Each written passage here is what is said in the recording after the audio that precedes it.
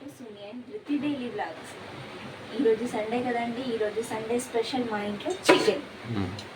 So కొంచెం cold అలా అవి మంచి స్పైసీగా తినాలని అనిపిస్తుంది. అందుకోసమే మేము ఈరోజు స్పైసీ చికెన్ అయితే చేసుకోవాలనుకుంటున్నాం. ప్లెయిన్గా ఏమి మసాలాస్ అలాంటివి ఏమీ లేకుండా ప్లెయిన్గా మన ఎండుమిర్చి కారంతో చేసిన ఈ మసాలా. ఇది ఓన్లీ ఇందులో ఎండుమిర్చి, ఆనియన్, ధనియాలు, జీలకర్ర మాత్రమే వేసి ఇది పేస్ట్ చేసేసుకొని, నార్మల్గా అయితే మనం పొడి కారం పౌడర్తో, కారం చిల్లీ పౌడర్తో అలా చేసుకుంటాం కదా. సో ఇది కొంచెం స్పైసీగా తినాలనిపిస్తుంది, కోల్డ్ అయ్యింది, అందుకోసమే కొంచెం స్పైసీగా ఉంటుందని ఇలా చేస్తే మా ఆయనకు చాలా ఇష్టం. సో అందుకోసమే ఇలా చేస్తున్నాం మేము. అది నేను మీకు చూపెట్టాలనుకుంటున్నాను. సో చూసేద్దాం. ఇప్పుడైతే ఆయిల్ వేసేసుకొని ఆయిల్ కొంచెం మగ్గినాక ఆనియన్ అయితే వేసుకోవాలి. ఆనియన్ బ్రౌన్ కలర్లోకి వచ్చాక అల్లం వెల్లుల్లి పేస్ట్ అయితే వేసుకోవాలి. నేనైతే వన్ టేబుల్ స్పూన్ అయితే అల్లం వెల్లుల్లి పేస్ట్ వేస్తున్నాను.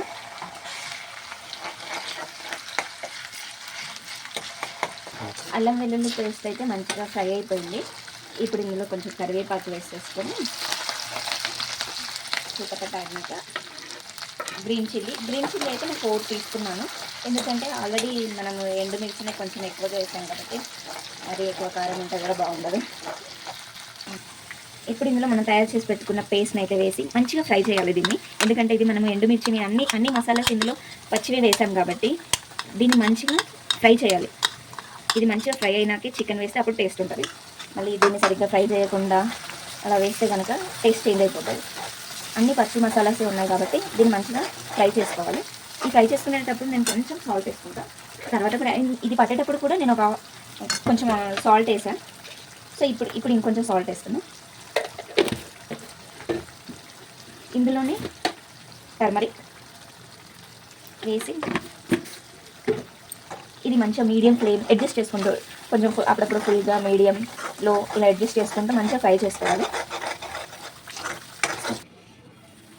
ఇప్పుడైతే ఇలా ఆయిల్ పైకి వస్తుంది కదా, అప్పుడు ఇది ఫ్రై అయినట్టు. ఒక 10 మినిట్స్ మనం హై ఫ్లేమ్లో దగ్గరుండి కలుపుకుంటూ ఫ్రై చేయాలి. ఒక 5 మినిట్స్ లో టు మీడియం అడ్జస్ట్ చేసుకుంటూ ఇలా ఫ్రై అయిపోయిన తర్వాత ఇలా మంచిగా ఫ్రై అయితేనే అది టేస్ట్ బాగుంటుంది.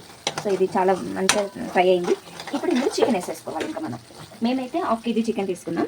1/2 kgకి సరిపడా మసాలాస్ అయితే తీసుకున్నాం. ఈ చికెన్ ఇందులో వేసేసి కలిపేసుకోవాలి.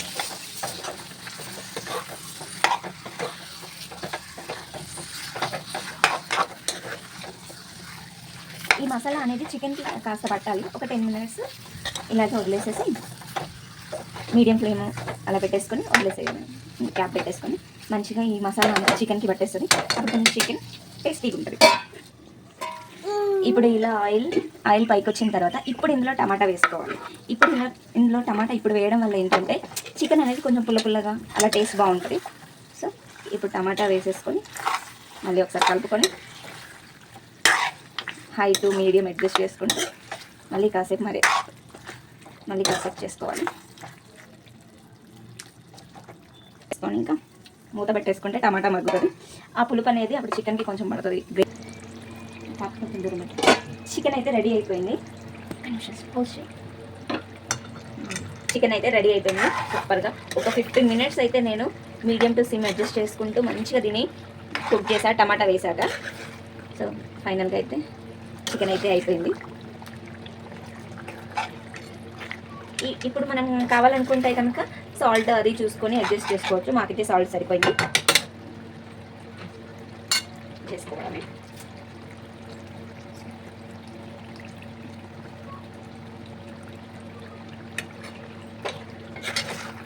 Ready, chicken ready. Thank you for watching. Please subscribe our channel.